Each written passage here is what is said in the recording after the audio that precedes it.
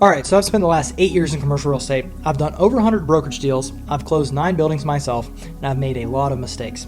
If I had to start over, this is exactly what I'd focus on. And one of these alone would have saved me years.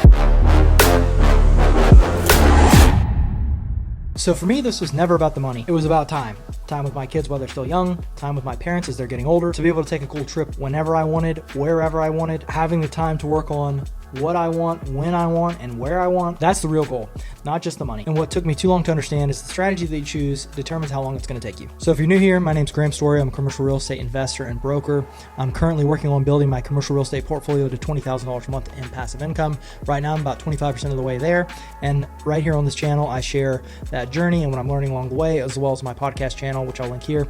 We interview all sorts of cool people on there, other commercial real estate owners and operators, and people who have the same goals. So if that sounds interesting to you, hit the subscribe button. All right, so number one, this might surprise you guys, but this is one of the most important things, is start in commercial. Do not start in residential. There's this belief that you have to work your way up, but you really don't. That is a myth. Commercial real estate is not more complicated, it's just different. It's income focused, it's lease focused, it's business focused. I've spent years doing brokerage deals, but I never considered the fact that I could be the one buying them. Looking back, that cost me momentum. The risk isn't starting in commercial real estate, the risk is thinking too small for too long. All right, number two, get into deals as soon as you possibly can. I brokered for 6 years before buying my first deal. 6 years. If I could change one thing, it would be this: become an owner faster. You do not need a ton of capital. You can source the deal, you can underwrite the deal, you can manage the deal. There are all kinds of ways that you can get into commercial real estate without having any money and get a little bit of equity for doing some kind of work. And you will not get ownership unless you ask. So ask for what you want. Once you get a few deals under your belt, things can change quickly. Your confidence changes, your network changes, your track record improves. Waiting for the right moment and the perfect moment and just having analysis by paralysis is something that you should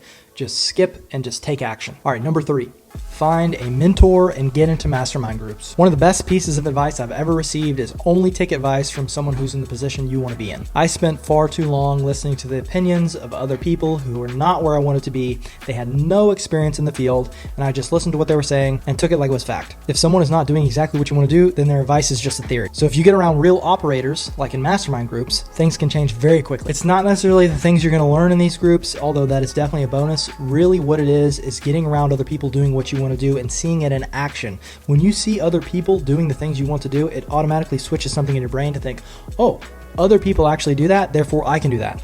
That happened to me when I went to my first mastermind in commercial real estate. I saw all these regular people getting up on stage talking about their portfolios, talking about their cash flow. Fast forward to a year later, and I had bought my first building because I saw those people do that. You're getting exposed to bigger deals.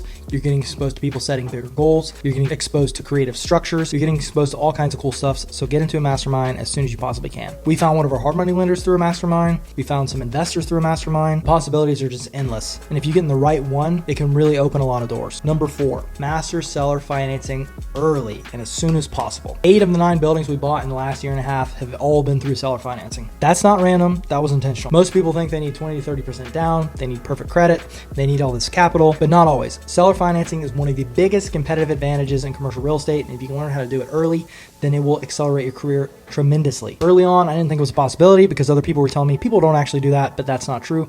That was a mistake. That cost me time. Seller financing can get you into deals really light. It got us into multiple deals light. Several of the deals we've done, we got in for 10% down. 10% down. But the biggest key is you have to understand why it benefits the seller. It's not all about you. You have to understand why does it benefit the seller. There's a whole bunch of reasons why it does. I can get into that in a later video. One of the main ones being tax advantages. But if you can master the reasoning and learn how to pitch it to sellers and to brokers, that will accelerate you in your career faster than you can imagine. Most investors never even bring it up, and the structure in a commercial real estate deal can change everything. So if you know how to structure deals right with creative financing, you will be way ahead of your competition, and it will open up way more opportunities. Number 5, think bigger sooner. This took me way too long.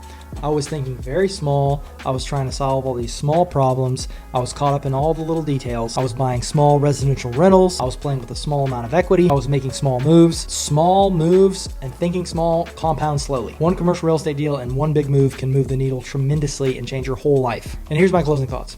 Take action. The biggest thing that's going to separate you from other people trying to get into commercial real estate is the ones who actually go out there and do something. A bunch of people will watch this video, they'll maybe read an article, they'll listen to podcasts, but never actually go out and do something. The key to separating yourself from other people is actually going out and taking action, even when you don't know what to do. Obviously, play it smart, be safe, be cautious, not to the point where you get paralyzed and you don't actually take any action and make any progress. My first deal, I made a ton of mistakes on. It was far from perfect, but I learned a bunch and it built my confidence, and the confidence got me in the game faster and sooner. And the sooner that you can do your first deal, deal, the sooner you'll get into the game and also start building your own confidence and start buying commercial real estate properties. So hopefully this was helpful. Hopefully this can save you guys some time. These are my top 5 things that I wish I knew when I first started in commercial real estate. If you're new here, like I said before, please like this video, comment what you're working on right now, comment if you have any questions, and subscribe for the next video. Thank you.